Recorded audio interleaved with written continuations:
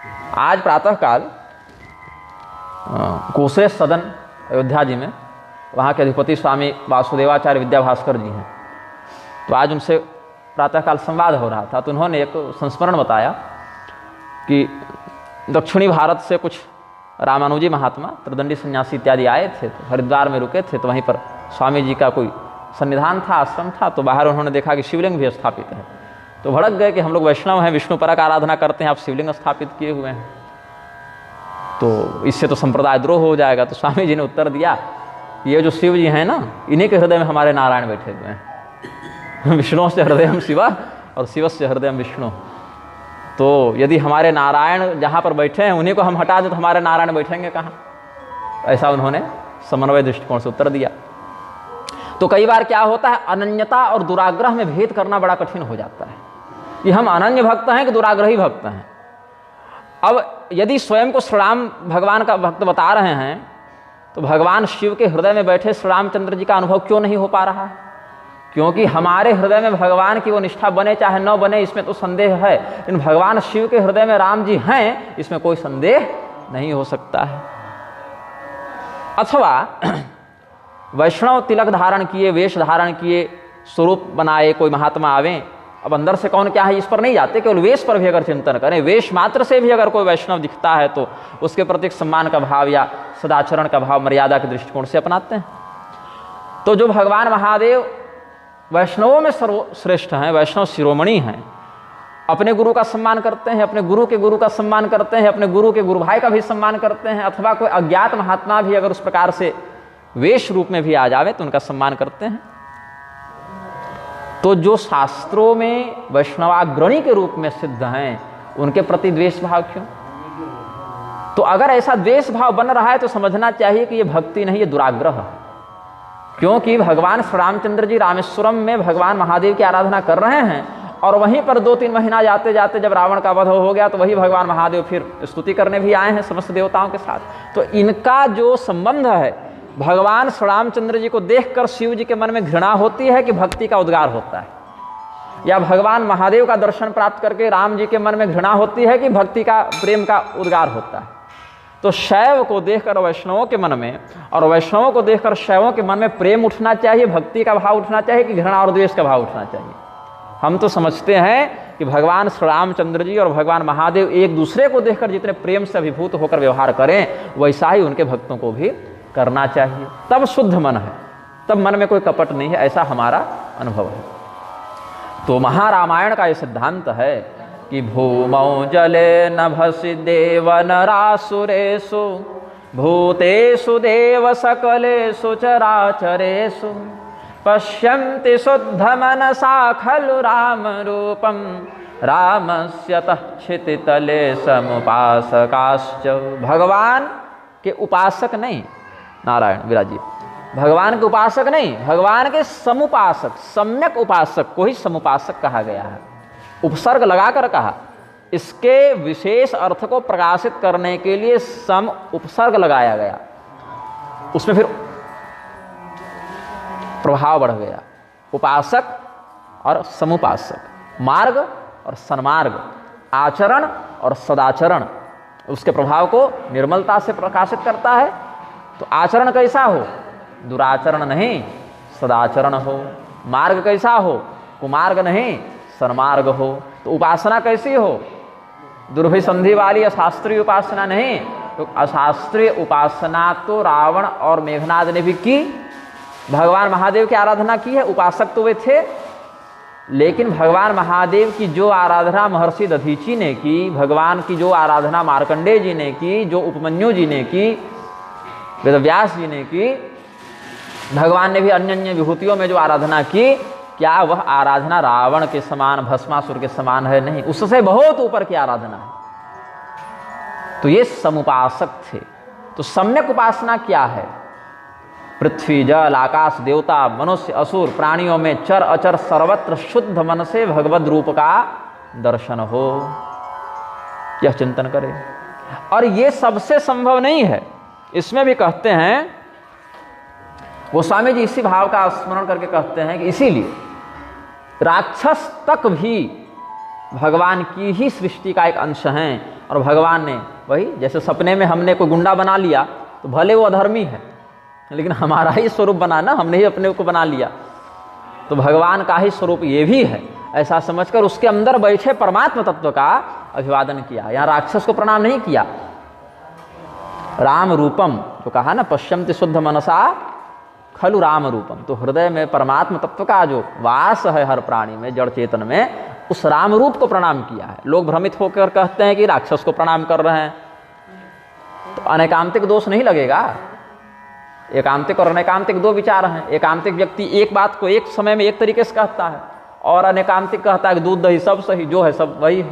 तो हम पर भी लोग कई बार अनैकांतिक होने का आरोप लगाते हैं कि निग्रहाचार्य का कोई सिद्धांत नहीं है। निग्रहाचार्य रामानुजाचार्य के संप्रदाय में जाएंगे तो उन्हीं की बड़ाई करेंगे, रामानंदाचार्य के यहाँ आएंगे तो उन्हीं की बड़ाई करेंगे, शंकराचार्य के यहाँ आएंगे तो उन्हीं की बड़ाई करेंगे, मध्वाचार्य के यहाँ जाएंगे तो उन्हीं की बड़ाई करेंगे। अब मैं सिद्धांत से अद्वैती हूँ, और मध्वाचार्य जी जो 4 वैष्णवों में एक हैं वो द्वैती हैं, बिल्कुल पूर्व पश्चिम हो गए। लेकिन हमने जब महावाक्यों का निवृत्ति भाष्य लिखा तो हमने मध्वाचार्य जी को ही प्रणाम किया। मध्वाचार्यम श्री गुरुमूर्तिम प्रणतोस्मि कहा। तो इसके कारण हमारे ऊपर बहुत से आरोप लगे कि आप जब अद्वैत मत का सिद्धांत रूप से अनुसरण करते हैं स्वसंप्रदाय में, तो आप द्वैतवादियों को गुरु बोलकर कैसे प्रणाम कर सकते हैं। तो भाई गोस्वामी जी से ज़्यादा तो हम नहीं पढ़ लिए होंगे, या गोस्वामी जी से ज़्यादा ब्रह्मज्ञानी तो नहीं हो गए होंगे। तो गोस्वामी जी जैसे मान्य भगवदनिष्ठ आचार्यों ने जब ऐसा औदार्य प्रस्तुत किया है, तो हम लोगों को उन्हीं का अनुसरण करना चाहिए, ऐसा हम समझते हैं। बाकी अपने संप्रदाय के मत में सबों का मत अनुकरणीय है, विरोध अलग अलग में दिख सकता है, लेकिन जो जिसका शिष्य है और उसकी संप्रदाय परंपरा अगर शास्त्र सिद्ध है, तो वहाँ पर फिर उसको उसी में निष्ठा रखनी चाहिए। गोली है तो धनुष से नहीं चलेगी, और तीर है तो बंदूक से नहीं चलेगी, है तो दोनों शस्त्र। तो गोली की सार्थकता बंदूक में है और तीर की सार्थकता धनुष में है। तो उसी प्रकार से अलग अलग आचार्यों ने अलग अलग समय में शास्त्रों के जिस प्रकार के अर्थ का प्रकाशन किया, तो उनके अनुयायियों को उसी प्रकार से व्यवहार करना चाहिए। और इसमें एक सूत्र है परशुराम जी का कि सर्वदर्शना निंदा, सभी दर्शनों की जो शास्त्र सिद्ध श्रुति सम्मत दर्शन है, अब नास्तिकों की नहीं, जो श्रुति सम्मत दर्शन है उनका समादर हो, अपने संप्रदाय में विश्वास, अन्य के प्रति सम्मान और प्रेम सहिष्णुता, इससे भजन पुष्ट होता है। तो यहाँ पर गोस्वामी जी कहते हैं कि देवदनुज नर नाग खग प्रेत पितर गंधर्व बंदों किन्नर रजनिचर कृपा करहु अब सर्व। ये भगवान का ही विग्रह सब हैं, भगवत विभूति सब हैं, ऐसा जान के चिंतन किया है।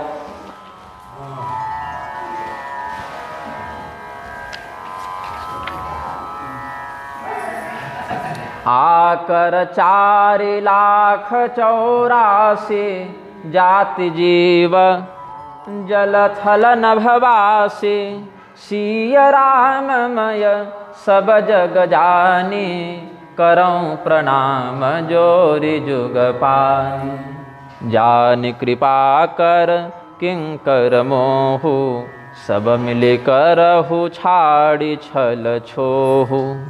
निज बुद्धि बल भरोस मोहि नाही, ताते विनय करहूँ सब पाही, ताते विनय करहूँ सब पाही। जिस समय परमात्मा के संकल्प शक्ति से, सुशिक्षा शक्ति से मूल प्रकृति ने इस संसार का निर्माण किया, उसमें अच्छा बुरा जैसा कुछ था नहीं। और जब यह संपूर्ण जगत प्रपंच, दृश्य अदृश्य जगत प्रपंच परमात्मा में विलीन हो जाएगा, तब भी अच्छा बुरा कुछ बचेगा नहीं। ये सारा झगड़ा बीचे का है। जब तक संसार दिख रहा है, तुम साधु हो, चोर हो, डकैत हो, अच्छे हो, बुरे हो, राजा हो, गरीब हो, ये सारा झगड़ा जब तक स्थिति है तभी तक। सृष्टि और संहार में ये सब बातें नहीं होती। काहे भाई, संहार में तो देवता भी मरते हैं, राक्षस भी मरते हैं, जब महाप्रलय हो जावे तो कौन बचेगा फिर। तो अच्छा बुरा ऊपर नीचे ये सारा झगड़ा स्थिति में है, सृष्टि संहार में झगड़ा नहीं होता। इसीलिए गोस्वामी जी कहते हैं ताते विनय करो सब पाए, सबसे हम अपना अनुनय निवेदित करते हैं, क्योंकि अपने बुद्धि बल का हमको भरोसा नहीं है। जो भगवान करुणा निधान हैं, कृपा निधान हैं, उन्हीं के आप सब भगवत विभूति हैं, इसलिए आप भी उन्हीं करुणा निधान के विग्रह होने से स्वयं भी करुणा निधान हो गए। परमात्मा सर्वत्र है, इसलिए सब परमात्मा रूप हैं। इसीलिए आप लोग छल छोड़कर हम पर कृपा करें, क्योंकि देवता और असुर मिलेंगे तो सत्संग नहीं करेंगे, लड़ेंगे। श्री सीताराम। देवता और असुर लगेंगे तो झगड़ा करेंगे, और यदि मनुष्य और राक्षस मिल जावे तो राक्षस मनुष्यों को चबा जाएं, तो यहाँ पर विरोध हो जाएगा। लेकिन भगवान के यहाँ विरोध नहीं है। जो सर्प और जो गरुड़ बाहर झगड़ा करते फिरते हैं, भगवान के पास वही शेषनाग और गरुड़ जी बड़े प्रेम से रहते हैं। हालांकि वो भगवत विभूति हैं, उनकी तुलना सामान्य सर्प और पक्षी से नहीं कर सकते, लेकिन कहने का भाव है कि भगवान के यहाँ इस प्रकार का छल कपट नहीं चलता, द्वेष नहीं चलता। महादेव जी के यहाँ देख लीजिए, सर्प और चूहे में प्राकृतिक वैर होने के बाद भी वासुकी नाग और गणेश जी का मूषक प्रेम से रहते हैं। सर्प और मोर में झगड़ा होने के बाद भी कार्तिकेय जी का मोर और भगवान का सर्प प्रेम से रहते हैं। सिंह और बैल में विरोध होने के बाद भी भगवती का सिंह और भगवान का बैल नंदीश्वर। भगवान के वृषभ का क्या नाम है? नंदीश्वर। और भगवती के सिंह का नाम है सोमनंदी, सिंह का नाम। अच्छा आपकी तो राशि भी सिंह है शायद ना, लग्न सिंह है, कुछ ऐसा ही राशि। तो अच्छा, उस दिन जो सिंह का वर्णन कर रहे थे राजा दिलीप और नंदिनी गाय के प्रसंग में, उस सिंह का नाम कुंभोदर था, बताना भूल गए तो उसमें भी स्मरण हो गया। तो भगवान के यहाँ इस प्रकार का वैर और वैमनस्य नहीं चलता, वहाँ सब एक समरस ब्रह्म तत्व के चिंतन में लगे रहते हैं, ऐसा विरोध नहीं। हाँ, कहीं अगर विरोध दिख जाता है तो उसको भगवान की लीला समझना चाहिए, रस विस्तार के लिए किया गया एक नाटक समझना चाहिए। जैसे दो अभिनेता किसी फिल्म में नाटक कर रहे हैं, तो कोई चोर बन गया, कोई पुलिस बन गया, आपस में लड़ रहे हैं, और जब उसके अभिनय का कार्य पूरा हुआ तो फिर यथावत है। उसी प्रकार से भगवान के भक्तों में भी, पार्षदों में भी यदि किंबा कहीं विरोध की स्थिति शास्त्रों में दिख भी जावे, तो उसको भगवान की इच्छा से लीला विस्तार के लिए किया गया एक अभिनय समझकर स्वीकार करना चाहिए, उसमें दोष दर्शन नहीं करना चाहिए। तो इसीलिए जब सब भगवत रूप होंगे तो आपसे झगड़ा नहीं करेंगे, सब भगवान के ही समान हम पर कृपा करेंगे। अच्छा, भगवान के कुछ बड़े प्रिय भक्त हैं, यहाँ सभी वैष्णव महात्मा बैठे हैं, तो विष्णु भगवान के भक्तों के ही उदाहरण से हम इस विषय को समझाएंगे। प्रहलाद नारद पराशर पुंडरीक व्यासाम्बरीश शुक शौनक भीष्म दाल्भ्याम रुक्मांगदार्जुन वसिष्ठ विभीषणादीन पुण्यानिमान परम भागवतान नमामि। स्तुति करते हुए अनुशासन में वर्णित है, प्रहलाद जी भगवान के भक्त हैं। प्रहलाद जी ने प्रधानता से किस रूप की आराधना की थी? नृसिंह रूप की आराधना की थी। प्रहलाद जी का सीधा संबंध नृसिंह रूप से बताते हैं। नारद मुनि का संबंध भगवान के अलग अलग अवतारों से होता रहता है, समयानुसार श्री रामावतार से, समयानुसार नृसिंहावतार भगवान का कृष्णावतार से, वेद व्यासावतार से भी। लेकिन नारद जी का सर्वोत्कृष्ट संबंध किस अवतार से है? नर नारायण अवतार से। श्रीमद् भागवत महापुराण के अनुसार, जहाँ पर भूगोल वर्णन है 5वें स्कंध में, वहाँ देखेंगे कि अलग अलग नववर्षवती भूमि में जहाँ पर भगवान के अलग अलग रूपों की आराधना, हरि वर्ष में प्रहलाद जी नृसिंह भगवान की आराधना करते हैं, किमपुरुष वर्ष में हनुमान जी श्री रामचंद्र जी की आराधना करते हैं, और केतुमाल वर्ष में लक्ष्मी जी कामदेव रूपी भगवान की आराधना करते हैं। इस प्रकार से अलग अलग वर्षों में बात है। तो भारत वर्ष में भगवान नारद नर नारायण की आराधना करते हैं, ये वहाँ पर स्पष्ट किया है। तो प्रहलाद, नारद, फिर पराशर मुनि। पराशर मुनि भगवान विष्णु की प्रधान आराधना करते हैं, वैकुंठनाथ की आराधना करते हैं। पुंडरीक भक्त, विट्ठल भगवान विराज रहे हैं ना महाराष्ट्र में, पुंडरीक भक्त के पर। और पुंडरीक नाम के एक आचार्य का भी वर्णन मिलता है। तो इसके दो, एक भक्तमाल वाले पुंडरीक भी हैं, एक पौराणिक पुंडरीक भी हैं। वेदव्यास जी भी अलग अलग स्वरूपों की आराधना किए हैं। अध्यात्म रामायण में भगवान श्री रामचंद्र जी का भी निरूपण किया, और श्रीमद् भागवत में भगवान कृष्ण का भी निरूपण किया, और सब पुराण वही लिख दिए, तो फिर कोई बचे भी नहीं, और भगवान की विभूति भी स्वयं है। तो प्रहलाद, नारद, पराशर, पुंडरीक, व्यासाम्बरीश, अम्बरीश जी जो हैं किनकी आराधना किए हैं, इस पर मतभेद है। क्योंकि अम्बरीश जी जब भगवान की आराधना कर रहे थे, दुर्वासा मुनि ने उनको शाप दिया, तो सुदर्शन चक्र रक्षा करने आए हैं, कृत्या से भस्म हो जाओगे, ऐसा अभिचार किया है, शापात्मक व्यवहार किया है, तो सुदर्शन चक्र आए हैं।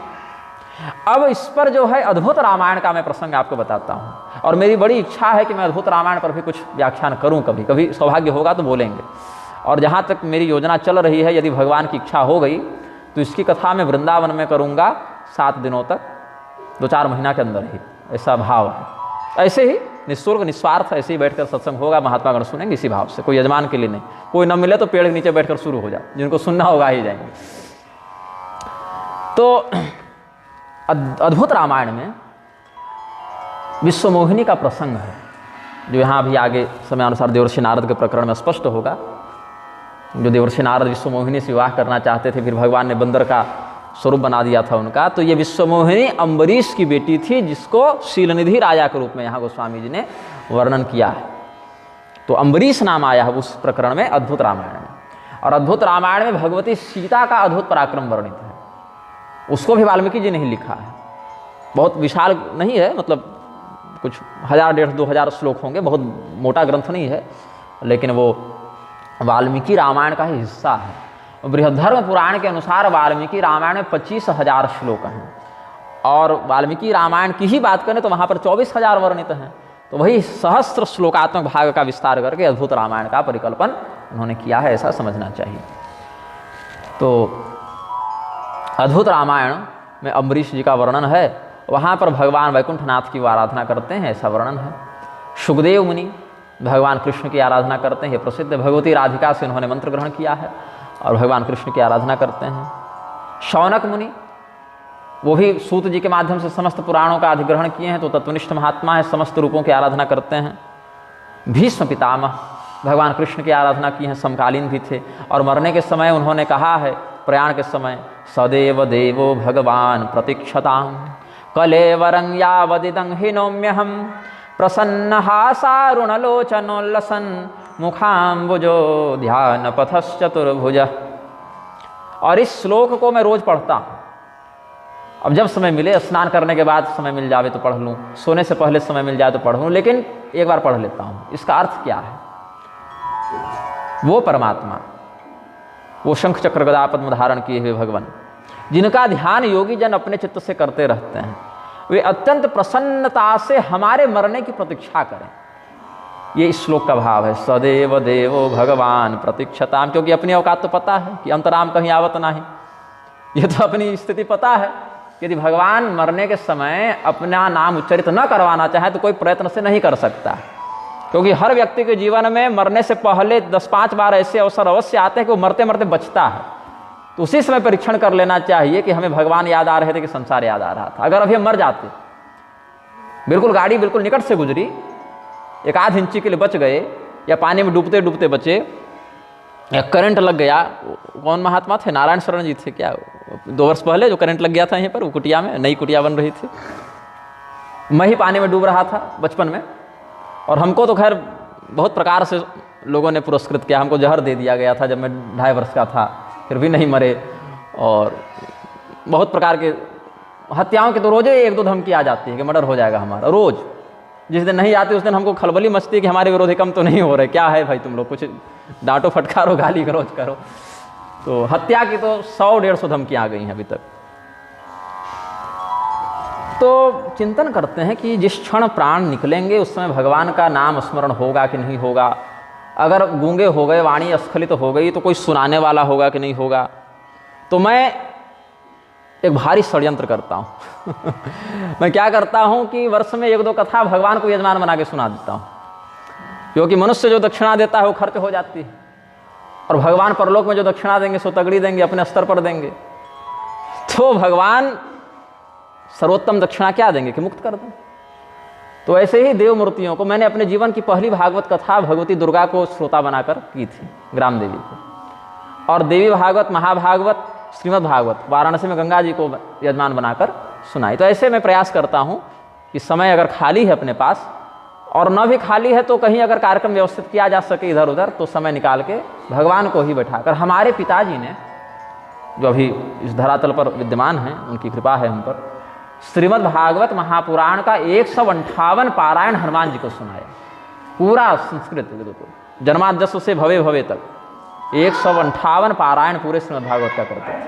और अखंड किया, साप्ताहिक मत से अखंड किया, मतलब ये नहीं कि रोक रोक कर, सोमवार से प्रारंभ करते, रविवार को 7 दिन सप्ताह पारायण, फिर उसी सोमवार से 7 दिन, फिर उसी सोमवार से 7 दिन, ऐसा करते करते लगभग 3.5 वर्ष उनको लगे थे, 3 साढ़े 3 वर्ष लगे थे। तो माता पिता को हमने देखा कि उस प्रकार से तपस्यात्मक जीवन रहा है, तो उनका संस्कार अनुग्रहित हुआ जीवन में। तो भगवान से भीष्म पितामह जो प्रार्थना किए हैं वही भाव हम अपनाने का प्रयास करते हैं कि सदैव देवो भगवान प्रतीक्षताम, वह देवाधिदेव परमात्मा हमारी प्रतीक्षा करें। किस बात की प्रतीक्षा करें भाई? तो कलेवरं यावदिदं हि नौम्य, हम जब तक हम इस शरीर का परित्याग न कर दें वो प्रतीक्षा करें कि ये कब मरेगा, क्योंकि हम कब मरेंगे हम तो नहीं जानते, लेकिन वो जानते हैं। तो वो प्रतीक्षा करें जब ये मरे, और जिस समय हम मरने वाले हों अपनी ओर से भगवान स्वतः संज्ञान लेते हुए प्रसन्न हासारुण लोचनोल्लसन्मुखाम्बुजो ध्यान पथश्चतुर्भुज, वही चतुर्भुज स्वरूप। ये तो भीष्म पितामह के भाव है, हमको तो कोई भी चलेंगे हमको तो श्री राम रूप में आ जावे, चाहे श्री कृष्ण रूप में आ जावे, चाहे नृसिंह रूप में आ जावे, चाहे दुर्गा रूप में आ जावे, चाहे शिव रूप में आ जावे, चाहे गणपति रूप में आ जावे, सूर्य रूप में आ जावे, यूनिफॉर्म चाहे वो जो अपना लें, लेकिन तत्व तो परमात्मा तत्व है। तो हमको ऐसा कोई हठ नहीं कि वही रूप शंख चक्र गदा पद्म ही चाहिए, धनुष बाण भी चलेंगे, मोर मुकुट भी चलेंगे, लेकिन आ जाइएगा कम से कम, ये भाव रहता है। तो इसीलिए गोस्वामी जी कहते हैं कि निज बुद्धि बल भरोसा मोहि नाही, अपने बुद्धि बल का भरोसा हमको नहीं है। जब इन्हीं को नहीं था तो हम लोग कैसे करें भाई? जब ये स्वयं स्वीकार कर रहे हैं अपनी ओर से शरणागति की भावना को, प्रपन्न भाव को, प्रपत्ति भाव को दृढ़ करने के लिए आचार्य का वचन है, गोस्वामी जी आचार्य कोटि में है ना, तो वचन है कि हमें अपने बुद्धि बल का भरोसा नहीं। तो यदि हम जैसे तुच्छ जीव अगर भरोसा करके बैठ जावें तो जो फंसे हैं सो फंसे ही रह जाएंगे। तो व्यासाम्बरीश शुक सौनक भीष्म दाल्भ्यान, दाल्भ्य मुनि भी भगवान परशुराम से उनकी ज़्यादा निकटता थी। रुक्मांगदार्जुन वशिष्ठ विभीषणादिन, रुक्मांगद राजा की कथा नारद पुराण में मिलती है, एकादशी महात्म्य में। मोहिनी प्रकरण, वहाँ एक मोहिनी नाम की एक अलग से स्त्री उनके पास भेजी गई थी, उनकी एकादशी व्रत की महिमा को भंग करने के लिए। तो बड़ा दीर्घ वृत्तांत वहाँ पर है, मोहिनी रुक्मांगद संवाद ये सब। और अर्जुन का नाम प्रसिद्ध है, नर नारायण के रूप में जो नर हैं वही अर्जुन है और नारायण ही कृष्ण है। जो बद्रीनाथ भगवान में विराजते हैं वही कृष्ण हैं, वही अर्जुन हैं। और वशिष्ठ मुनि भी प्रसिद्ध हैं। भगवान श्री रामचंद्र जी आएंगे, यही स्वार्थ था या परमार्थ था जो कह लीजिए, वो पुरोहित बनना स्वीकार किए सूर्यवंश का। बोले नहीं तो यजमानी से ज़्यादा गलत काम हम किसी को नहीं समझते। यजमान की 10 बातें सहो, कहीं टोकना हो तो संकोच करो और उसके पाप को भी अधिग्रहण करो, तो हम भीख मांग के खा लेंगे। किसान जब खलिहान से अपना अनाज उठा कर ले जावें तो जो अन्न के कण, धान, गेहूं इत्यादि कुछ गिर जाएं उन्हीं को हम चुनकर खा लें, शिरोच्छ वृत्ति से अपना लें, इन पुरोहित ही नहीं करेंगे, जजमानी नहीं करेंगे। तब ब्रह्मदेव ने कहा कि कर लो, बढ़िया वैकेंसी निकली है, वहाँ भगवान का अवतार होगा। तब केवल भगवान इस वंश में आएंगे, इसी एक पवित्र उद्देश्य से वशिष्ठ जी ने वहाँ पुरोहित बनना स्वीकार किया है। और विभीषण जी प्रसिद्ध हैं श्री रामचंद्र जी से उनका दास भाव भी और सख्य भाव भी है। विभीषण जी को भगवान अपना मित्र भी मानते हैं और सेवक और स्वामी का भी भाव है उनका। तो इसमें एक बात आप ध्यान देंगे, ये जितने भक्त हैं उसमें पहला और अंतिम नाम राक्षसों का है। विभीषण जी राक्षस राज हैं, प्रहलाद जी भी राक्षस राज हैं। तो प्रहलाद जी कोई ऋषि नहीं, कोई देवता नहीं, राक्षस थे, दैत्य कुल में थे। और विभीषण जी भी वैसे ही थे। लेकिन भक्तों की जब परिपाटी में मंगलाचरण करते हैं तो पहला और अंतिम नाम राक्षस ही का लेते हैं। ये उनकी योग्यता है, ये उनका समर्पण का महात्म्य है। तो इसीलिए गोस्वामी जी ने बंदव, किन्नर, रजनीचर सब कह दिया। अच्छा, इसमें भी देखें, यमराज का एक वचन है। अजामिल का नाम जानते ही हैं सब संत समाज में, नारायण नाम उसके मुख से पुत्र भाव से उच्चरित हुआ था, भगवत भाव से नहीं। 88 वर्ष की अवस्था में 10 पुत्रों के पिता अजामिल अपने सबसे छोटे पुत्र नारायण को, पुत्रम नारायणा वयम दूरे क्रीडनका सक्तम पुत्रम नारायणा वयम, जब यमदूतों को देखा अजामिल ने तो नारायण ऐसा पुकारा अपने पुत्र को, तो नंबर दूसरी जगह लग गया उसका। उसके यहाँ जो नारायण शब्द का उच्चारण हुआ तो भगवान के पार्षद आ गए, वो वैकुंठनाथ भगवान ने भेज दिए और फिर यमदूतों से उनका संवाद हुआ, यमदूतों को भगा दिया गया। फिर अजामिल की बुद्धि भी भगवत पार्षद दर्शन से शुद्ध हुई, तो हरिद्वार जाकर फिर विधिपूर्वक उन्होंने भगवत स्मरण करके शरीर छोड़ा। फिर विमान आया तो बैठकर गए दिव्य धाम को। तो यमदूतों ने जाकर यमराज के पास शिकायत कर दी थी। अच्छा ये बताइए, कति समति शास्तारो जीवलोकस्य वै प्रभो। हे धर्मराज, अभी तक तो हम जानते थे आप ही संसार के शासक हैं, आप ही स्वर्ग नरक सबको भेज रहे हैं, आप ही सबका फैसला कर रहे हैं बैठ के, आपके ऊपर किसी का शासन नहीं। तो आप ये बताइए कि संसार के शासक कितने हैं। यमराज सोचे कि आज तक तो हमारे सेवकों ने ऐसा प्रश्न हमसे नहीं किया, आज तक तो बस जो जिसका टिकट कट जाता था उसको लेके आते थे, तो आज हमसे प्रश्न कैसे कर रहे हैं। तो बोले क्या बात हो गई, ये प्रश्न उठा कहाँ से। तो उन्होंने कहा कि अजामिल को लाने गए थे, हम लोग 3 थे, उधर से शंख चक्र गदा पद्म लिए 4 बड़े सुंदर सांवले सलोने पीताम्बर वनमाला वाले लोग आ गए और बड़े तेजस्वी थे, तो हम लोग कुछ कर भी नहीं सके। तब ये हर कंपनी का एक यूनिफॉर्म होता है, कोई वकील है, कोई पुलिस वाला है, कोई सिपाही है फौज में है, कोई पायलट है, कोई डॉक्टर है, सबकी वेशभूषा होती है। तो ऐसे ही अलग अलग देवताओं के भी स्वरूप निश्चित हैं। विष्णु पार्षदों के क्या स्वरूप होंगे, रुद्र पार्षदों के क्या स्वरूप होंगे, देवी की योगिनियों के क्या स्वरूप होंगे, भैरव गणों के क्या स्वरूप होंगे, ऐसे। तो बोले कि परमात्मा जो भगवान हैं, नारायण हैं, वही इस संसार के शासक हैं, उन्हीं के आदेश से, उन्हीं के सामर्थ्य से हम सब ये सब विभाग संभाल रहे हैं। वो राजा हैं, हम लोग उनके विभागीय सेवक हैं, अलग अलग विभाग संभालने के लिए भगवान ने हम लोगों को नियुक्त किया है। बाकी मालिक स्वामी तो जगन्नाथ तो वही हैं, जगत के नाथ तो वही हैं। और एक बात कही, धर्मम तो साक्षात भगवत प्रणीतम न वै विदुर्ऋषयो नैव देवा। धर्म जो है, धर्मराज नाम है ना यमराज का, जो गरिमामय संबोधन, वो धर्मराज है। पापियों के लिए यमराज हैं और दुष्टों के लिए, धर्मात्माओं के लिए धर्मराज हैं। एक स्वरूप बड़ा सुंदर है, सौम्य है। गरुड़ पुराण इत्यादि का भी अध्ययन करेंगे, सारोधारे सही, लेकिन उसमें भी वर्णन है कि यमलोक में प्रवेश करने के 4 दरवाजे हैं।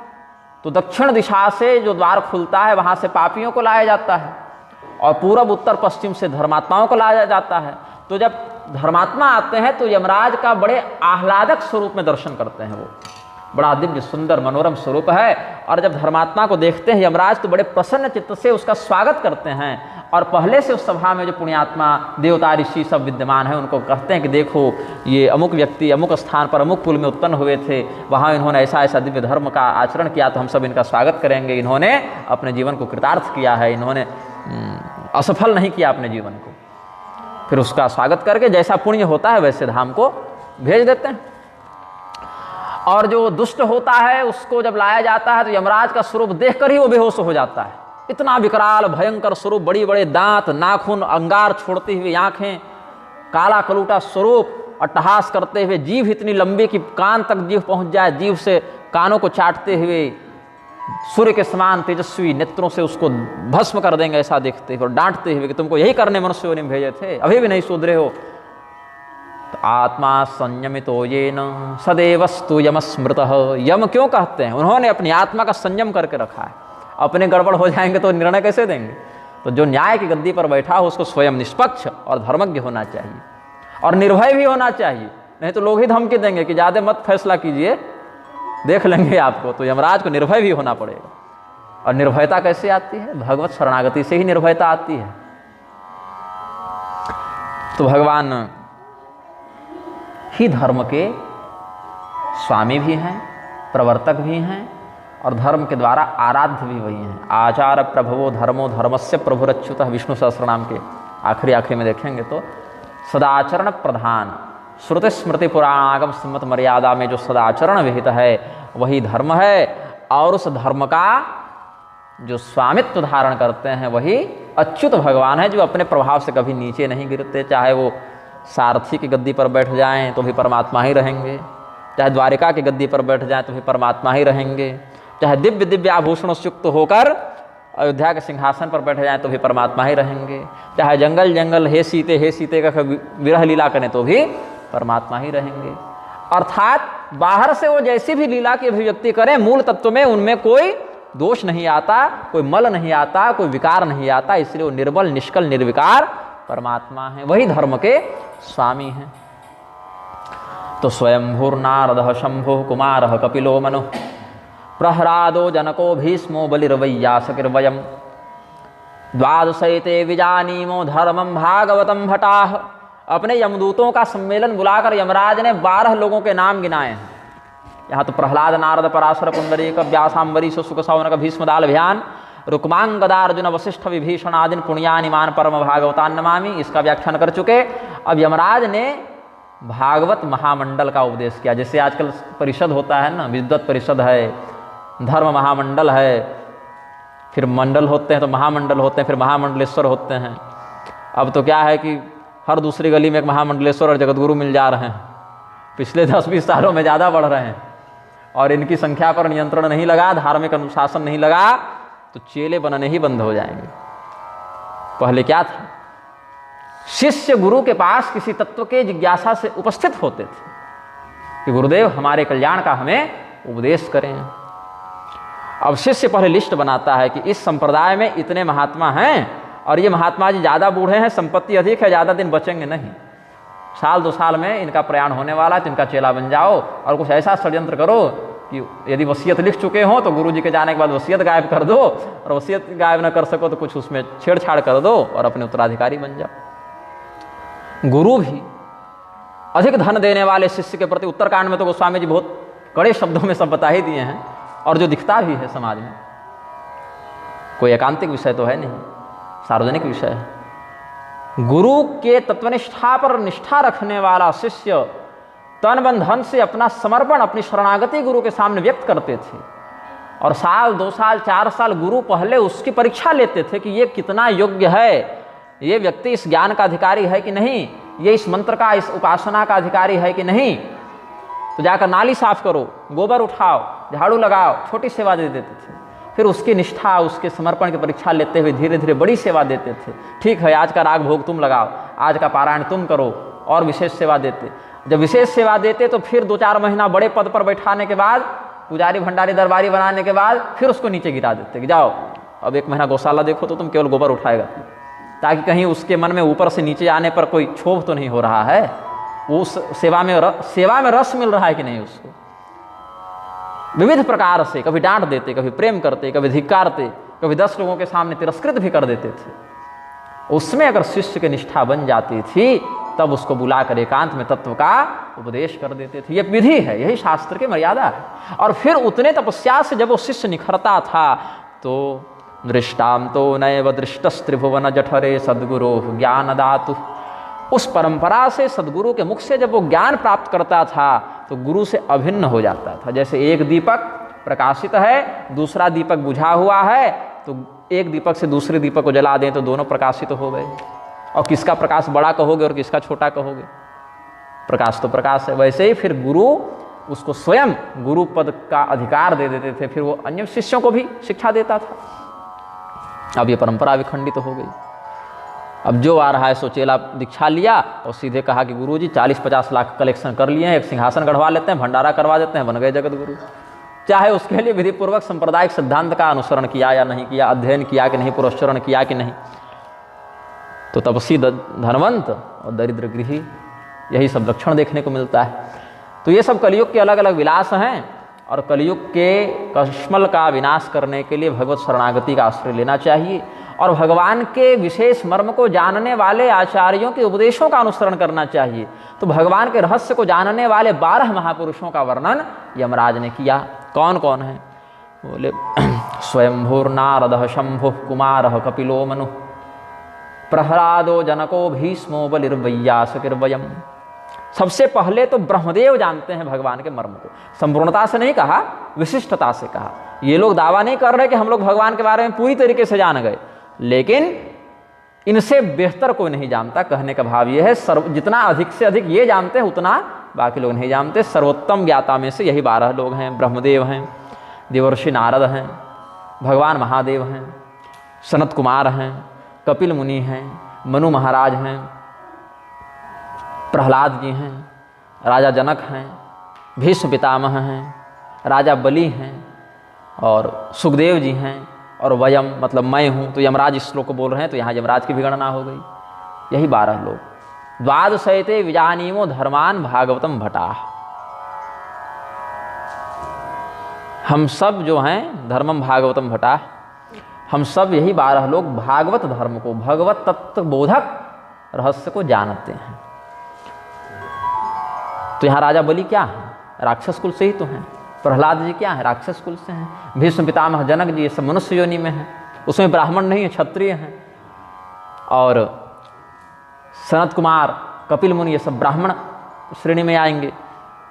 महादेव जी, ब्रह्मदेव जी ये सब देवताओं में आएंगे। और देवर्षि नारद, सुखदेव जी ये सब ऋषि महर्षियों में आएंगे। तो अलग अलग प्रकार से अलग अलग श्रेणियों में भगवान के जो जो भक्त थे, तत्वज्ञ थे, उनका स्मरण किया। और यही कारण है कि गोस्वामी जी ने भी बंदों सबके पद कमल सदा जोरी जुग पानी, इस प्रकार से भाव व्यक्त किया है। सनत कुमार संहिता में जो भाव व्यक्त किया गया उसी का अनुसरण करके गोस्वामी जी ने ये उद्गार व्यक्त किए हैं। ऐसे ये तो हनुमान जी ने भी बताया है। श्री राम रहस्योपनिषद में सनत कुमार को राम एव पर ब्रह्म, श्री राम ब्रह्म तारक, ऐसे श्री राम तत्व तारक ब्रह्म की संज्ञा में उपदिष्ट हैं वेदों में। तारक ब्रह्म की उपाधि वर्णित करते हैं हनुमान जी सनत कुमार के पास। हनुमान जी तो ऋषि महर्षियों के भी आचार्य हैं। इनका विश्वविद्यालय चलता था। पुराणों में आख्यान है कि हनुमान जी ने यूनिवर्सिटी खोली थी। आज की भाषा में यूनिवर्सिटी कहते हैं, विश्वविद्यालय तो श्रेष्ठ शब्द है, अनुवाद में कह देते हैं सरल भाषा में। और इनके विश्वविद्यालय में 10,000 शिष्य थे जिनको ये परमात्म तत्व का उपदेश करते थे। और इस विश्वविद्यालय की विशेषता क्या थी? जहाँ श्री रामचंद्र जी भी जाकर सुनते थे और पढ़ते थे। ये गौरव प्रदान किया है हनुमान जी को इन्होंने कि आप हमारे भी गुरु के रूप में प्रतिष्ठित हों। जैसे वशिष्ठ जी भगवान के भक्त हैं, लेकिन भगवान ने उनको अपने गुरु रूप में भी गौरव प्रदान किया है। सांदीपनि मुनि को अपने गुरु के रूप में गौरव प्रदान किया है। देवर्षि नारद, महर्षि अगस्त ये सब आते थे तो भगवान कि ये सब भक्त हैं, लेकिन फिर भी भगवान उठकर इनका सत्कार करते थे, प्रणाम करते थे, आचार्य के समान सम्मान करते थे। तो देवर्षि नारद, सनत कुमार और श्री रामचंद्र जी ये सब भी हनुमान जी के उन उपदेशों का लाभ लेते थे। नारद पुराण इत्यादि में इन सब बातों का विशेष व्याख्यान प्राप्त होता है। आनंद रामायण में भी कुछ बातें हैं विशेष वर्णित। तो सनत कुमार संहिता का हम वर्णन कर रहे थे। और सनत कुमार को ये रहस्य किसने बताया? हनुमान जी ने बताया। कहाँ बताया? श्री राम रहस्योपनिषद में बताया, जिसको कहीं कहीं हनुमदोपनिषद भी कहते हैं। सनत कुमारा हनुमंतम पप्रच्छु, ऐसे उपोद्घात है कि सनत कुमार जी हनुमान जी के पास जाकर परम तत्व का पूछते हैं निर्णय। तो समस्त अवतारों का, देवताओं का वर्णन करने के बाद फिर श्री राम तत्व का व्याख्यान करते हैं। तो वहाँ श्री रामो ब्रह्म तारक, ऐसा वेद वाक्य प्राप्त होता है। फिर सनत कुमार जी ने अपनी संहिता का आख्यान करके शिष्यों में प्रसारित किया इस ज्ञान को। तो उसमें कहते हैं राम सत्यम परम ब्रह्म, रामात् किंचिन्न विद्यते, तस्माद् राम स्वरूपम ही सत्यम सत्यमिदं जगत। अब इसमें एक विरोधाभास है कि शंकराचार्य जी ने कहा कि जगन मिथ्या, संसार की तात्विक स्थिति को शंकराचार्य जी के मत में स्वीकार नहीं करते हैं। और शंकराचार्य जी ने भी ये जो कहा ये अपने मन से नहीं कह दिया कि आज सोए उठे और ऐसा कह के चले जाते हैं, ऐसा नहीं। आचार्यों की जो वाणी, चाहे किसी भी संप्रदाय में ले लें, आचार्यों के साथ एक व्यवस्था होती है कि कल्पित ज्ञान का वे प्रसारण नहीं कर सकते हैं, मनमौजी बात नहीं बोल सकते हैं। अपनी अविच्छिन्न गुरु परंपरा से प्राप्त ज्ञान का ही, अथवा कम से कम तपस्या दिव्य विधा से देवता के द्वारा प्राप्त ज्ञान का ही वो आश्रय ग्रहण करके व्याख्यान कर सकते हैं। उसमें भी प्रमाणमंतःकरण प्रवृत्तयः की छूट मिलती है कि अगर किसी वाक्य का स्पष्ट उल्लेख शास्त्र में न मिलता हो तो अपनी तपस्या का प्रयोग करके, विवेक का प्रयोग करके भी बातें समझाई जा सकती हैं दृष्टांत में। लेकिन कम से कम शास्त्र में उसका निषेध न मिलता हो, अगर विधान न मिलता हो तो विवेक का प्रयोग करके अपनी समझ से व्याख्यान कर सकते हैं, लेकिन निषिद्ध बातों का विधान पूर्वक व्याख्यान नहीं कर सकते हैं। ये आचार्यों की मर्यादा होती है। क्योंकि आचिनोति शास्त्राणि, तो शास्त्रों का चिन्वन करके, शास्त्रों को चयन करके वहाँ से जो प्रधान प्रधान बिंदु हैं, सारभूत हैं, उसको शिष्य को यथावत उपदिष्ट करके आचरण करने और कराने वाला ही गुरु आचार्य कहलाता है। ये भी परिभाषा है शास्त्रों में। मत्स्य पुराण इत्यादि में वचन है, तंत्र शास्त्रों में भी वचन प्राप्त होते हैं। तो शंकराचार्य जी ने भी जो कहा वो अपने मन से कल्पना करके नहीं कह दिया, वो भी निरालंबोपनिषद ये सब का आश्रय लेकर कहे हैं। जीवो ब्रह्म एवनापर इत्यादि का सिद्धांत उपनिषद का उन्होंने वहीं से ग्रहण किया है। वेद वाक्य है, वेद वाक्य हम और आप तो बनाए नहीं, हो तो भगवत वाक्य है।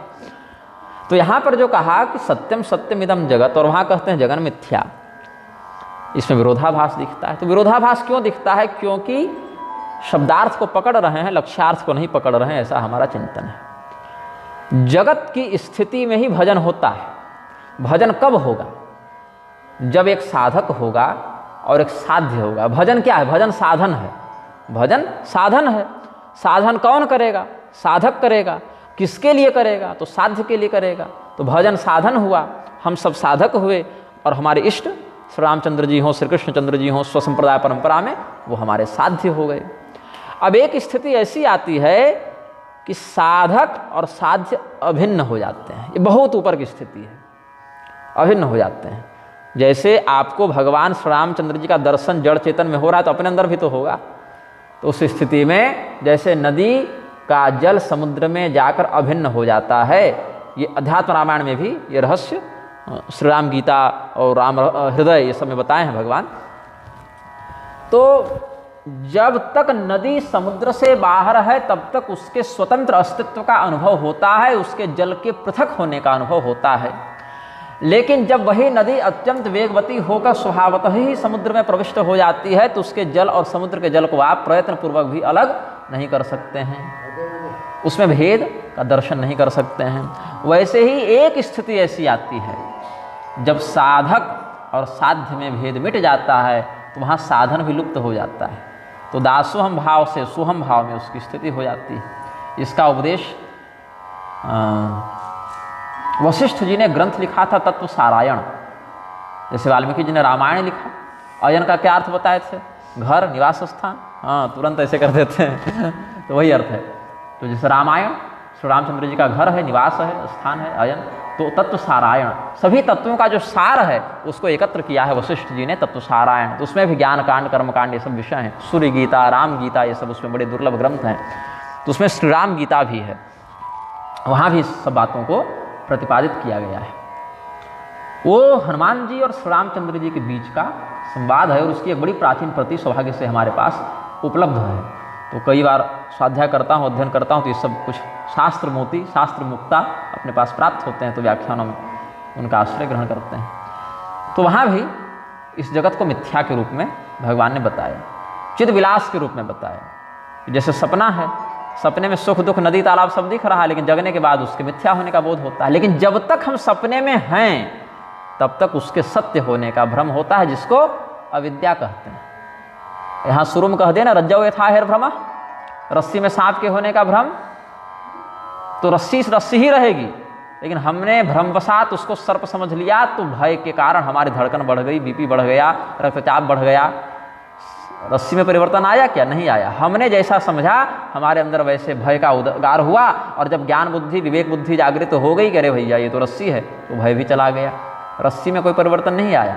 वैसे ही संसार में कोई तात्विक परिवर्तन मिथ्या या सत्य दृष्टि से नहीं आता। हमें यदि संसार के अंदर फंसे रहने की स्थिति में चिंतन करना पड़े तो सत्य के समान अनुभूति होती है। तो साधन का आश्रय लेकर बोध की प्राप्ति करते हैं, और जब बोध हो जाए, जग जाए, सपना टूट जाए, तब यह समझ जाता है कि वो तो मिथ्या था। तो स्वर्ग, नरक, सुख दुखादि लोक भी, लोकगत इच्छाएं और लोकगत परिणाम भी मिथ्या ही हो जाते हैं उस समय जाकर। ये आचार्य युक्ति है। तो इसीलिए जब तक आप संसार की स्थिति में रहकर चिंतन करेंगे तब तक जगत सत्य प्रतीत होगा, और इस जगत से निकलने के लिए भगवान का आश्रय लेना पड़ेगा। पार जाने के लिए तारक का आश्रय लेना पड़ेगा, तारक तत्व का ही माध्यम बनाएंगे, तो उसके लिए भजन इत्यादि साधन है। भजन है, व्रत है, जप है, स्वाध्याय है, तपस्या है, ध्यान है, योग मार्ग है, अलग अलग विधान बताए हैं भगवान। तो कोई जप का आश्रय ले रहा है, कोई भजन का आश्रय, कोई कीर्तन का आश्रय, कोई पाठ करने का, तो कोई पाठ सुनने का, अलग अलग विधानों से भगवत परायण होने का माध्यम भगवान ने तय बताया है। तो ये सब साधनों का आश्रय लेता है। कब? जब जगत में स्थित है। अब जगत से पार ही चला गया तो फिर साधन का लोप हो गया, तब तो साध्य साधक भेद मिट गया। तो यहाँ पर कहते हैं राम सत्यम परम ब्रह्म रामात् किंचिन्न विद्यते। क्योंकि उस सत्य स्वरूपी परमात्मा के अतिरिक्त कुछ है ही नहीं, इसीलिए जगत भी परमात्मा का ही एक स्वरूप समझना चाहिए। तो बोले जब परमात्मा सत्य है और सत्य का अभाव नहीं होता, ना भावो विद्यते सतः, श्रीमद् भगवद गीता भगवान कहते हैं सत्य तत्व का अभाव नहीं होता। क्योंकि सत्य क्या है? निर्विकार, अपरिवर्तनीय, अविनाशी है। इसीलिए सत्य स्वरूपी परमात्मा, सत्यनारायण शब्द है ना भगवान के लिए। कैसे नारायण? और सत्यनारायण तो कहते नहीं, सत्यनारायण कहते हैं। सत्यव्रतम सत्य परम त्रिसत्यम सत्यस्य योनिम निहितम च सत्य, ये सब भगवान की स्तुति में कहते हैं। सच्चिदानंद घन परमात्मा का जब व्याख्यान करें, ओम तत्सदिति निर्देशो इत्यादि वचनों का स्मरण करें, तो सत शब्द से सत्य स्वरूपी परमात्मा का बोध होता है। तो यह चिंतन किया शिष्य ने कि जब परमात्मा सत्य हैं, श्री राम जी को सत्य बताया गया, और यहाँ कहते हैं सत्यम सत्यम इदम जगत, तो फिर जगत को मिथ्या मानने का क्या औचित्य है? इस संसार के नश्वर होने में क्या हेतु है? क्योंकि संसार नश्वर है, इसी बात का आश्रय लेकर तो भगवान की ओर बढ़ना है। तो संसार यदि नश्वर न हो तो क्यों हम भगवान की शरण में जाएं? तो संसार जब नश्वर है तो सत्य स्वरूपी परमात्मा का इसमें कैसे समावेश हो रहा है? तो इसमें इंदुसर न्याय, आकाश में चंद्रमा विकसित हैं, पूर्णिमा की रात्रि है, चंद्रमा का प्रकाश आकाश को परिपूर्ण किया हुआ है, और एक सरोवर है नीचे पृथ्वी लोक में, उसका जल बड़ा शांत है। तो उस चंद्रमा का प्रकाश जब इस सरोवर पर पड़ता है तो चंद्रमा का प्रतिबिंब सरोवर को व्याप्त करता है, परछाई दिखती है। अब यदि सरोवर के जल को सुखा दिया जाए तो प्रतिबिंब का लोप तो हो जाता है, लेकिन चंद्रमा का लोप नहीं होता। यदि इस सरोवर के जल में पत्थर मारा जाए और जल में क्षोभ उत्पन्न किया जाए, हलचल हो जाए, तो चंद्रमा का जो प्रतिबिंब उस सरोवर में पड़ रहा है वो टुकड़े टुकड़े होगा, छिन्न भिन्न होगा, लेकिन उस चंद्रमा पर कोई प्रभाव नहीं पड़ेगा। लेकिन इस प्रतिबिंब के होने के लिए चंद्रमा का होना आवश्यक है, उसकी सत्यता से ये सत्य यहां पर हमें दिख रहा है ना। अथवा उसी चंद्रमा को हम सीधे ही देखें, सरोवर को हटा देते हैं, केवल हम और चंद्रमा, यहां भी भ्रम कैसे हो सकता है? अपने नेत्रों के नीचे थोड़ा सा ऐसे दबाव डालें या बल्ब को ही देखें ऐसे करके तो दो दिखेगा। बचपन में खेलते थे, रात्रि को चंद्रमा को देख के ऐसे दबाते थे, दो दिखता था। तो दो स्पष्ट चंद्रमा आकाश में दिख रहे हैं, समान आकृति, समान प्रकाश, लेकिन क्या वो वास्तव में दिखने के बाद भी सत्य हैं? नहीं, अपितु वहां एक ही चंद्रमा है। भले दो दिख रहा है लेकिन चंद्रमा एक ही है। तो दो क्यों दिख रहा है? क्योंकि हमारे नेत्रों में जो देखने की क्षमता है उसमें कुछ विकार आ गया है। अब जो दूसरा चंद्रमा दिख रहा है उसको मिटाने के लिए क्या करना पड़ेगा? तो इस विकार का समाधान करना पड़ेगा। विकार को मिटाओ तो वास्तविक सत्य का दर्शन हो। तो जहां पर दो दिख रहे थे वहां पर एक ही दिखेगा, जो सत्य था वही दिखेगा, और दूसरा सत्य के ही समान दिखने के बाद भी सत्य था नहीं। और वो जो दूसरा दिख रहा था उसका मूल आधार कौन था? जो वास्तविक चंद्रमा था वही आधार था। अगर वास्तविक चंद्रमा ही न हो तो दूसरा भी नहीं दिखेगा। ऐसे ही श्री राम तत्व भी न हो तो संसार भी नहीं दिखेगा। लेकिन इसका अर्थ ये नहीं है कि संसार की तुलना भगवान से कर दिया जाए कि भगवान जैसे सत्य है वैसे संसार भी सत्य है। नहीं, संसार की सत्यता उस नेत्र विकार के कारण, बुद्धि विकार के कारण दिख रही है, और जब वो विकार समाप्त होगा तो असत्य का लोप होगा और केवल सत्य स्वरूपी श्री राम तत्व का बोध हो जाएगा। तो इसीलिए जहाँ पर सत्यम सत्यम इदम जगत कहा वहाँ सविकार दृष्टि युक्त जगत का बोध है, और जहाँ जगन मिथ्या कहा वहाँ विकार रहित दृष्टि से जगत की नश्वरता का प्रतिपादन करते हुए ब्रह्म तत्व के सत्य का अवलोकन करने का भाव है। तो राम सत्यम परम ब्रह्म रामात् किंचिन्न विद्यते तस्माद् राम स्वरूपम ही सत्यम सत्यमिदम जगत, ये वचन कहा। इसके बाद वो स्वामी जी की आगे की चौपाई का आश्रय लेते हैं। करण चहवु रघुपति गुण गाहा लघुमति मोरि चरित अवगाहा सूझन एकौ अंग उपावु सूझन एकौ अंग उपावु मन मतिरंक मनोरथ रावु मन मतिरंक मनोरथ रावु। कोई बहुत गरीब व्यक्ति है, बहुत दरिद्र है, भिक्षाटन इत्यादि के माध्यम से अन्य लोगों के सहयोग से किसी प्रकार से एकाध वक्त का, एकाध समय का भोजन हो जाता है। अब यदि वो अपने मन में ये मनोरथ धारण कर ले कि हम तो भैया एकदम सोने के महल में रहेंगे और मणिमुक्ता जटित सिंहासन पर बैठेंगे और विविध प्रकार के भोगोपभोग से अपने जीवन को पुरस्कृत करेंगे, तो इसकी मूर्खता ही कही जाएगी। अति महत्वाकांक्षा कही जाएगी। देखिए महत्वाकांक्षा भी गलत नहीं है, लेकिन अति महत्वाकांक्षा हो जाना ये गलत है, ये अशोभनीय भी है।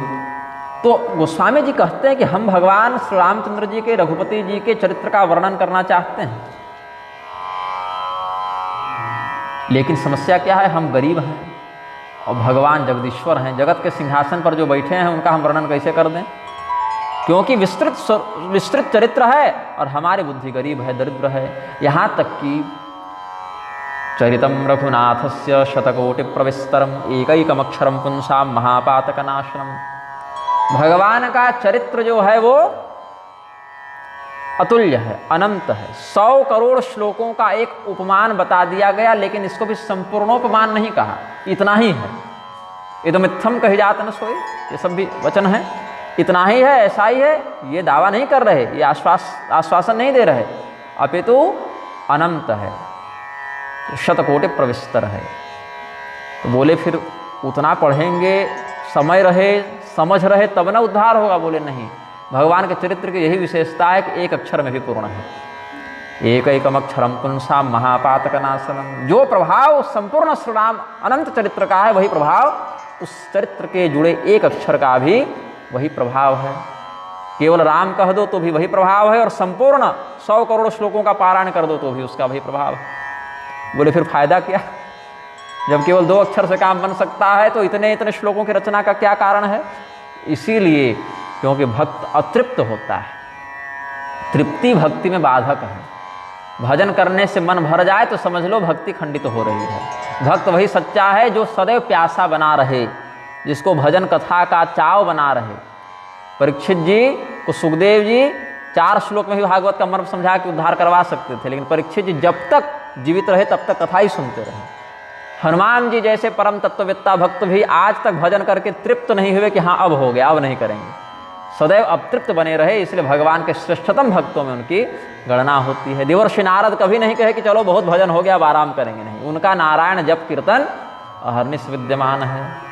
तो भजन तो श्वास पर चलता है। जो सचेतावस्था में नहीं भी कर सकते हैं ऐसे योगी जन अजपा जप के माध्यम से श्वास पर भी भगवान का नाम सुमिरते रहते हैं, जपते रहते हैं। अखंड वृत्ति से भजन करने का निर्देश शास्त्र देते हैं। तो ये बात केवल गोस्वामी जी ने कहा ऐसा नहीं है, पूर्व काल के आचार्यों ने भी यही चिंतन किया है। क्व सूर्य प्रभवो वंशः क्व चाल्प विषया मति तेरशोर दुस्तरम मोहा दुड़ुपे नास्मि सागरम। अब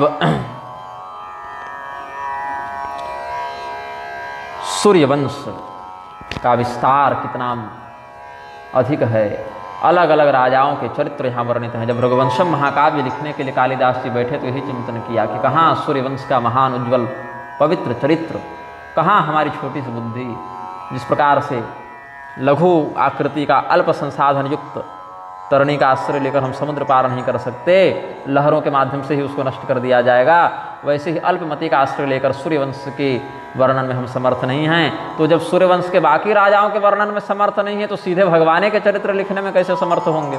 फिर भी आगे क्या कहते हैं, मति अति नीच ऊंची रुचि आछी चाहिए अमीय जग जुरई न छाछी क्षमि हहि सज्जन मोरि ढिठाई सुनि हहि बाल बचन मन लाई सुनि हहि बाल बचन मन लाई।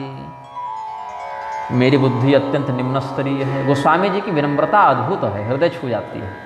कोई दूसरा व्यक्ति गोस्वामी जी का 10% ज्ञान भक्ति भी प्राप्त कर लेता ना तो उसके अहंकार की कोई सीमा नहीं होती, लेकिन इतने तत्वनिष्ठ महात्मा होने के बाद, भगवनिष्ठ महात्मा होने के बाद भी उनकी विनम्रता का अद्भुत स्तर है। गोस्वामी जी कहते हैं कि मेरी मति अत्यंत नीच स्तर की है और चाह हमारी बड़ी ऊपर की है कि हम भगवान का चरित्र लिख डालें। तो हाल क्या है कि पीने के लिए हमको छाछ नहीं मिल रही है समय पर और इच्छा करने के अमृत चख लें। तो चाहिए अमीय जग और जुरई न छाछी, हमको छाछ नहीं मिलती और हमको अमृत पीने की चाह है। ऐसे ही बुद्धि हमारी बड़ी खोटी है और इच्छा क्या है कि भगवत चरित्र का व्याख्यान करें। तो हमारी धृष्टता है, यह हमारा दुस्साहस है। और सज्जन लोग हमारे इस दुस्साहस को भूलकर हमें क्षमा कर देंगे, यह भी आशा है। क्योंकि हम तो संतों के बालक हैं, संतों के सेवक हैं, संतों के अनुयायी हैं। तो संत जन हमारी इस टूटी फूटी भाषा में जो भगवान का चरित्र है उसको सुनकर हमें डांटेंगे नहीं, फटकारेंगे नहीं। अभी तो जैसे घर में बच्चा तोतली बोली बोलता है, लाल बाबा बड़े प्रेम से आनंदित होते हैं बच्चों की बोली सुनकर। तो बच्चा जब तोतली बोली बोलता है तो स्पष्ट वाणी का उच्चारण नहीं करता, बहुत सी अशुद्धि होती है उसके उच्चारण में, लेकिन माता पिता प्रमुदित होते हैं, और बोलो, इस प्रकार से प्रोत्साहित करते हैं। तो वैसे ही मैं बच्चा हूँ संतों का, और जब मैं बोलूँगा तो बहुत गलतियाँ हो सकती हैं, बहुत अस्पष्टता हो सकती है, लेकिन जो बालक कह तो तरे बाता, सुनहि मुदित मन पितु अरु माता, हंसी हहीं कूर कुटिल कु बिचारी, जे पर दूषण भूषण धारी। जिस प्रकार से बालक मधुर वाणी में जब कुछ बोलने के लिए प्रस्तुत होता है तो बहुत गलतियां करता है, तुतलाता है, फिर भी माता पिता उसको डांटते नहीं, उससे स्नेह करते हैं, बल्कि और अधिक प्रेम बढ़ता है, उसकी वाणी को सुनना चाहते हैं।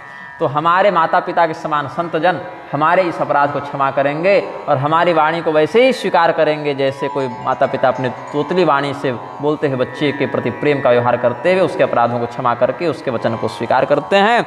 और रही बात दुष्टों की, तो दुष्ट जन के सामने तो बहुत बढ़िया बात भी बोल दीजिए तो भी वहाँ कोई त्रुटि निकाल देगा। दूसरे के अवगुण को ही चुन चुनकर आभूषणों के रूप में वो पहन कर रखता है, तो दुष्टों की क्या बात करनी।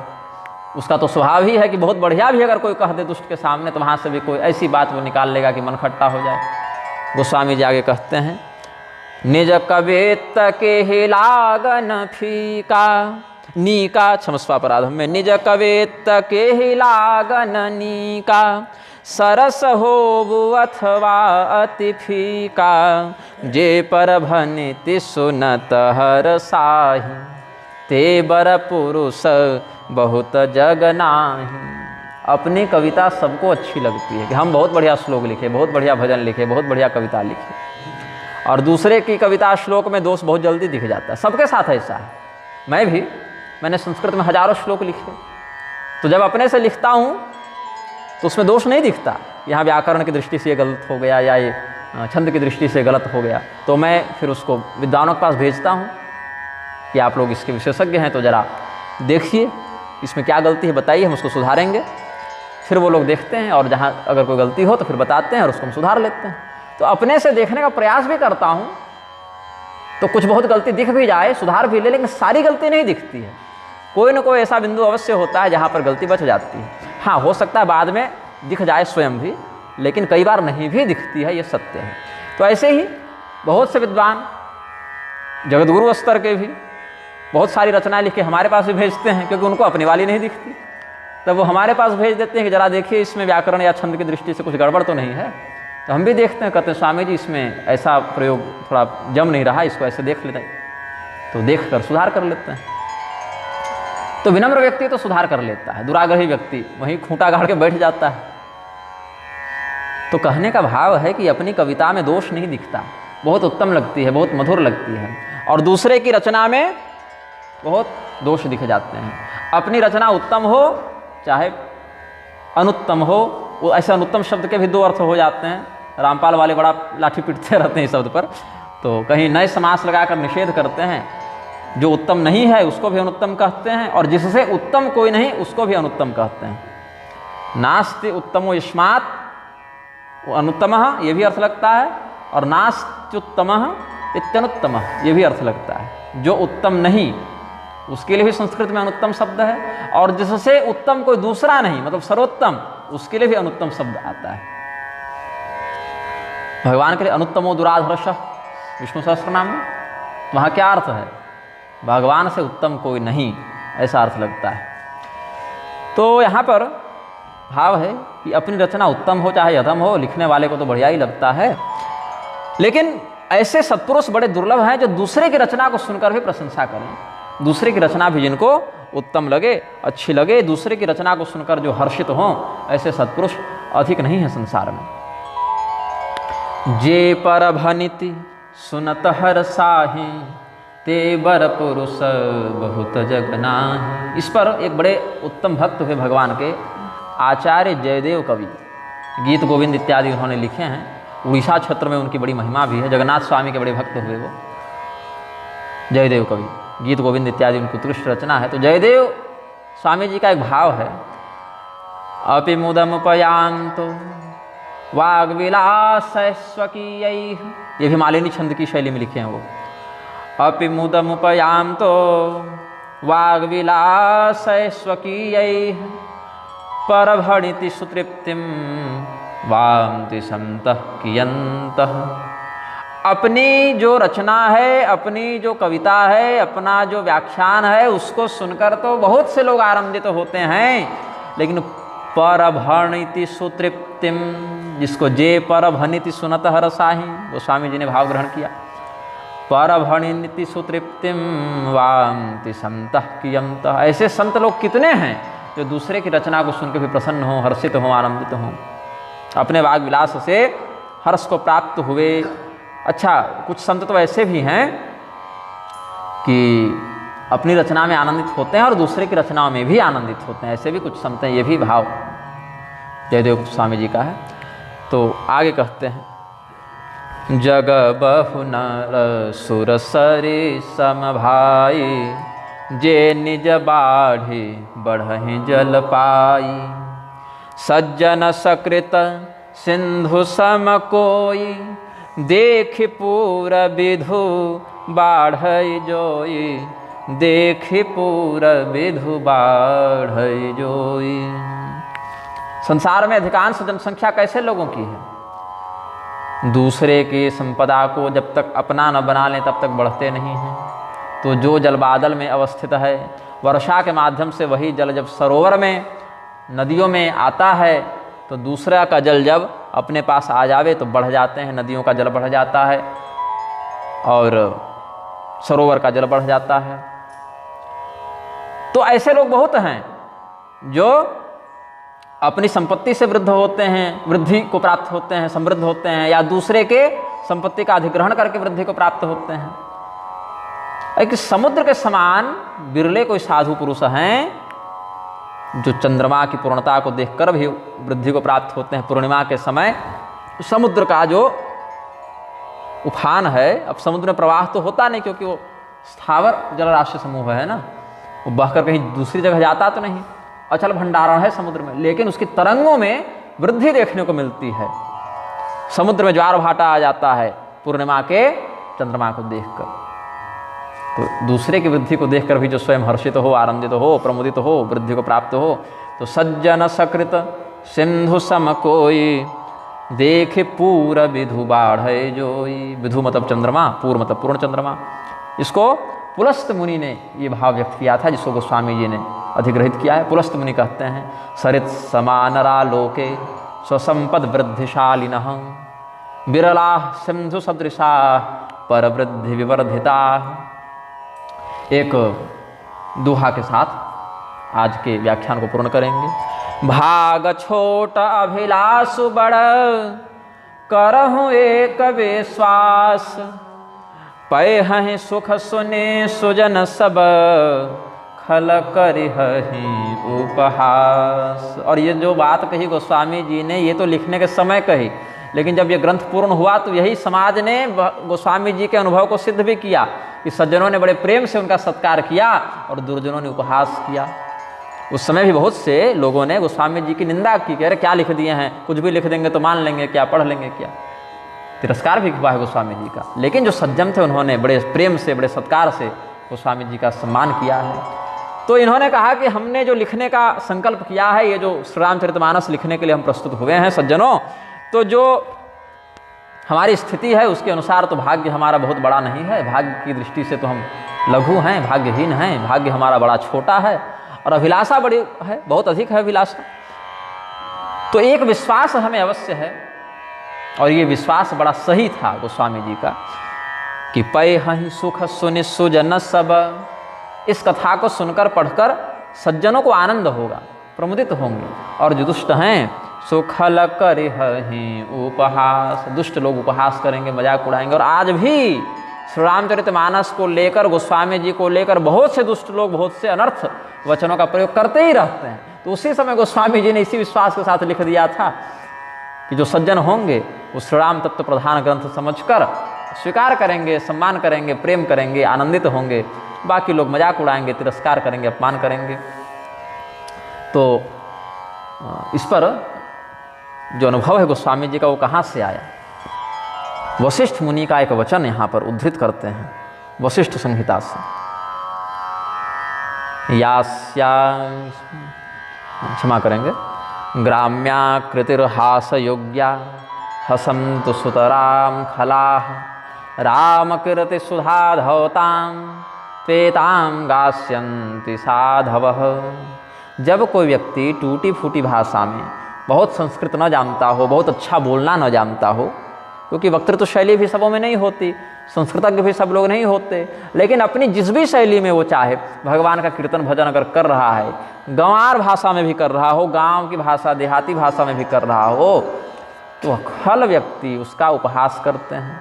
लेकिन उस ग्रामीण भाषा के पीछे जिस तत्व का वर्णन किया जा रहा है वो ब्रह्म तत्व है, राम तत्व है, ऐसा बुद्धिमान जन, भक्त जन विचार करते हैं।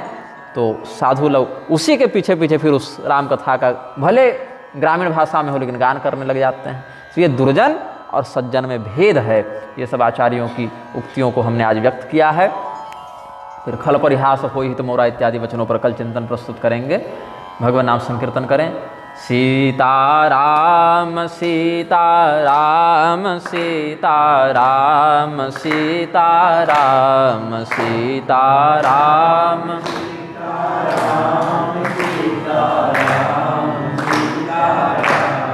राधे श्याम राधे श्याम राधे श्याम राधे श्याम राधे श्याम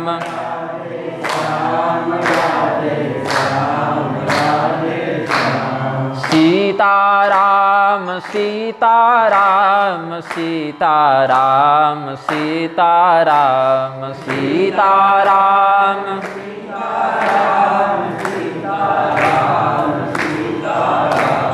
राधे श्याम राधे श्याम राधे श्याम राधे श्याम